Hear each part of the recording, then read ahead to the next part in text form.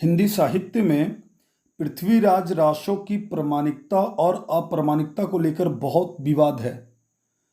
इसमें बहुत सारे विद्वान हैं जो पृथ्वीराज रासो को प्रामाणिक मानते हैं और बहुत सारे विद्वान हैं जो अप्रामाणिक मानते हैं।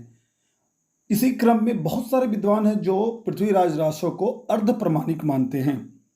तो पृथ्वीराज रासो को अप्रामाणिक मानने वाले विद्वानों में प्रमुख हैं अप्रामाणिक मानने वाले विद्वानों में प्रमुख हैं आचार्य रामचंद्र शुक्ल, देवी प्रसाद, कविराज, श्यामलदास, गौरीशंकर, हीराचंद ओझा।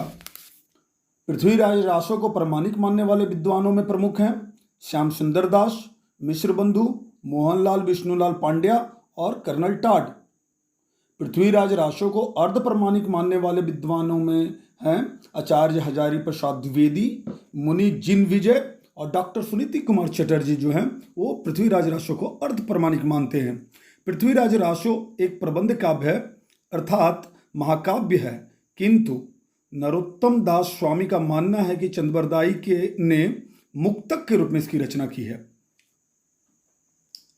एक क्वेश्चन बनता है यहां से कि किसने पृथ्वीराज रासो को मुक्तक रचना मानी है, तो नरोत्तम दास स्वामी हैं। चंद्रबरदाई की चंद्रबरदाई कृत पृथ्वीराज रासो को चंद्रबरदाई के पुत्र जलहन ने पूर्ण किया था। माना जाता है कि पृथ्वीराज रासो ने इस किताब को पूर्ण नहीं किया था, ये अधूरी थी या कुछ बाकी था, उसे उनके पुत्र जलहन ने पूरा किया। आचार्य शुक्ल ने चंद्रबरदाई को हिंदी का प्रथम कवि तथा पृथ्वीराज रासो को हिंदी का प्रथम महाकाव्य माना है। पृथ्वीराज रासो के सर्ग या अध्याय को समय कहा गया है तथा यह कुल 69 समयों में है। ये प्रश्न भी पूछा जा सकता है कि पृथ्वीराज रासो के सर्ग या अध्याय को क्या कहा गया है, तो समय कहा गया है और कुल समय है 69 यानी 69। इस ग्रंथ में श्रृंगार व वीर रस की प्रधानता है, यानी श्रृंगार रस और वीर रस दो रसों की प्रधानता है। इसकी भाषा डिंगल अर्थात व्रज मिश्रित राजस्थानी है। अगर पूछा जाएगा इसकी भाषा कैसी है तो हम लोगों को बोलना है डिंगल है, व्रज मिश्रित राजस्थानी भाषा है। डॉक्टर बच्चन सिंह ने पृथ्वीराज रासो को राजनीति की महाकाव्यात्मक त्रासदी कहा है। यह प्रश्न पूछा जा सकता है कि किसने पृथ्वीराज रासो को राजनीति की महाकाव्यात्मक त्रासदी कहा है, तो डॉक्टर बच्चन सिंह हैं। डॉक्टर बुलर ने पृथ्वीराज रासो का प्रकाशन बंद करवा दिया था। पुनः श्री मोहनलाल विष्णुलाल पांड्या तथा डॉक्टर श्याम सुंदर दास के संपादन में काशी की नागरी प्रचारिणी सभा से यह ग्रंथ प्रकाशित हुआ। जब बुलर महोदय ने इसका प्रकाशन बंद करवा दिया था, उसके बाद काशी की नागरी प्रचारिणी सभा से यह ग्रंथ प्रकाशित हुआ और इसको प्रकाशित कराने में श्री मोहनलाल विष्णुलाल पांड्या और डॉक्टर श्याम सुंदर दास की महत्वपूर्ण भूमिका है।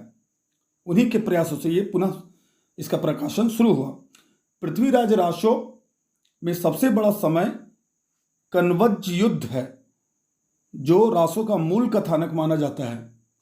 आपको पूछा जा सकता है कि सबसे बड़ा अध्याय जिसको रासो में समय कहा गया है, तो वो है कन्वज युद्ध, और मूल कथानक भी यही माना जा रहा है इस काव्य का।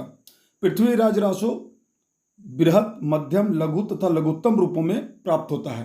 यानी पृथ्वीराज रासो आपको 4 रूपों में उपलब्ध होता है: बृहत रूप, मध्यम रूप, लघु रूप तथा लघुत्तम रूप।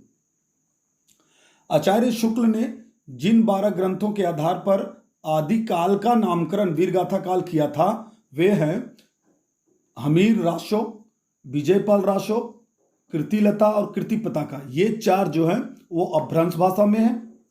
उसके बाद खुमान रासो, बिशलदेव रासो, जयचंद प्रकाश, जयमयंक जसचंद्रिका, पृथ्वीराज रासो, परमाल रासो, खुसरो की पहेलियां और विद्यापति की पदावली। ये 8 देशी भाषा काव्य हैं।